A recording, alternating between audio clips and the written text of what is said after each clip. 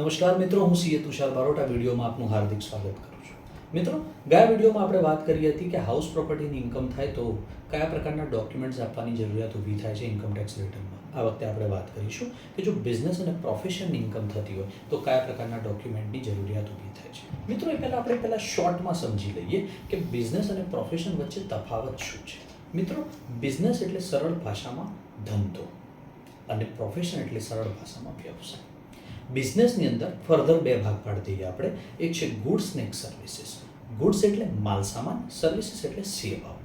Goods એટલે tangible વસ્તુઓનું વેચાણ, જેને સ્પર્શ કરી શકાય, જેને ટચ કરી શકાય છે, એવી તમામ વસ્તુઓ એ ગુડ્સની અંદર આવે છે. જેમ કે pen, diary, computer, laptop, mobile, car etcetera, એ બધી વસ્તુઓ કવર થાય છે. સર્વિસીસની વાત કરીએ તો એની અંદર કાર સર્વિસીસ, એસીની સર્વિસીસ, કોઈ તમે એએમસી આપ્યા હોય જેની અંદર કે ફોર એન એક્ઝામ્પલ આરઓ માટેનો એએમસી તમે લીધેલો છે, કન્સલ્ટિંગ સર્વિસીસની અંદર વાત આવી જાય. અથવા તો એવા બિઝનેસની વાત કરીએ છીએ જ્યાં ફેસિલિટીને તમે એન્જોય કરો છો એના માટે પૈસા લે છે. For an example theatre, movie જોવા જઈએ ત્યારે, વોટર પાર્ક, ગેમ ઝોન્સ ને જ્યારે તમે એન્જોય કરો છો, ક્રિકેટ હોય છે, કોઈ કોન્સર્ટ હોય છે, તો આ બધું સર્વિસની કેટેગરી અંદર ફોલ થાય છે. આ વાત થઈ બિઝનેસની. હવે આપણે વાત કરીએ પ્રોફેશન એટલે કે વ્યવસાયની વાત કરીએ. મિત્રો, જ્યાં કોઈ વ્યક્તિ પોતાની કુશળતા કે ટેલેન્ટને લઈ ઇન્કમ જનરેટ કરી શકતો હોય એ વ્યક્તિ વ્યવસાયિક વ્યક્તિ કહેવાય છે. આ કુશળતા કે ટેલેન્ટ કઈ રીતે આવે? બે રીતે.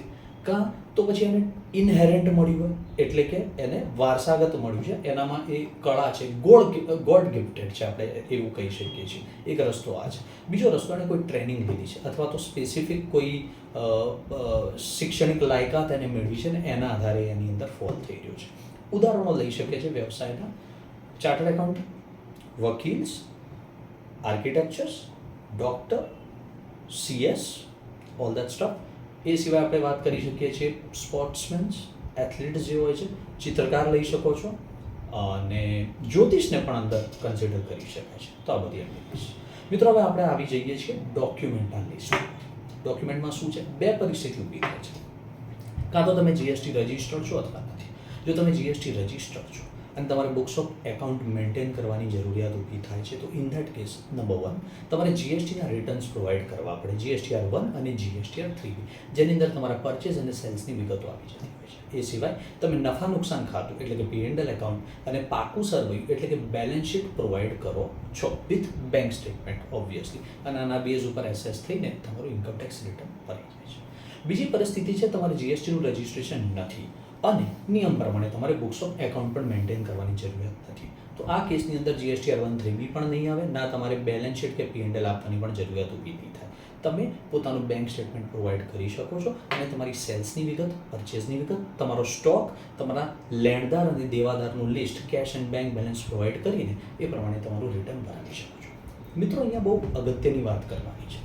ઘણીવાર જે લોકોને ઇન્કમ ટેક્સના નિયમો પ્રમાણે બુક્સ ઓફ એકાઉન્ટ મેન્ટેન કરવાની જરૂરિયાત નથી રહેતી, એ લોકો બહુ ઉચ્ચક ને ઉબલક રિટર્ન ભરાવી દેતા હોય છે અને પોતાના કન્સલ્ટન્ટ અથવા જેની જોડે રિટર્ન્સ ભરાવી રહ્યા છે એમને એક ડેટા આપી દે છે ઉબલક, કોઈ ડોક્યુમેન્ટ આપ્યા વગર, અને કહે છે કે આ પ્રમાણે તમે આપણું રિટર્ન ભરી દો.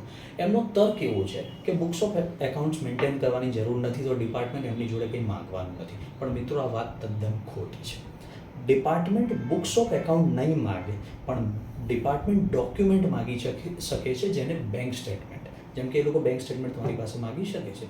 અને જો એમાં અને રિટર્ન જે ભરાયું છે એમાં તફાવત આવે તો કાયદાકીય સમસ્યા ઊભી થઈ શકે છે. તો જ્યારે પણ આવું રિટર્ન ભરાવો, ખાસ કરીને જ્યાં બુક્સ ઓફ એકાઉન્ટની જરૂર નથી અને તમારી બિઝનેસ પ્રોફેશનની ઇન્કમ છે, તો એ ધ્યાન રાખો કે તમારું બેંક સ્ટેટમેન્ટ જે તમામ છે એ વિગતો ત્યાં જાય અને એના અનુસંધાનમાં જ ઇન્કમ ટેક્સ રિટર્ન ભરાય.